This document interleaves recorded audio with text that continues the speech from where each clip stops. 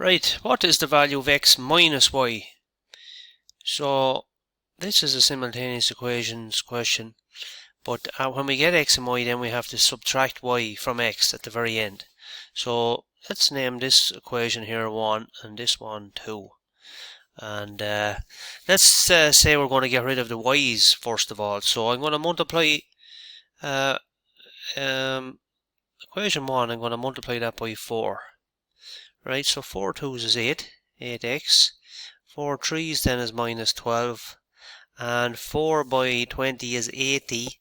Plus 4 4s gives me 96. And now I'm going to multiply equation 2.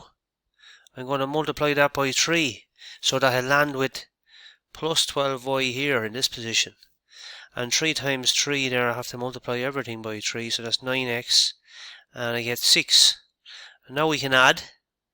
And we get 17x here equals 102. So dividing both sides of this equation here by 17, we get x equals 102. 102 that should be. 102 divided by 17. And we'll go to the calculator to make sure we get this right. So let me drag the calculator over here.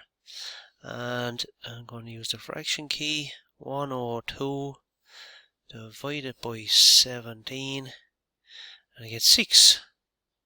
So let's put a box around that. X equals 6.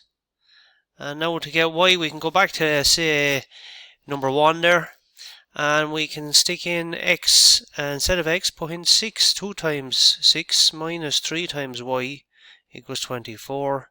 So 12 minus 3y equals 24. Subtract 12 from both sides. Minus 3y equals 12. And now divide both sides by minus 3. Y equals 12 divided by minus 3. Y equals minus 4. And the question was x minus y. Well, x minus y is going to be 6 minus minus 4. Be careful with that. So that's going to be the same as 6 plus 4, and that gives us 10. And that's option A here, the way it turned out this time. So the answer is 10.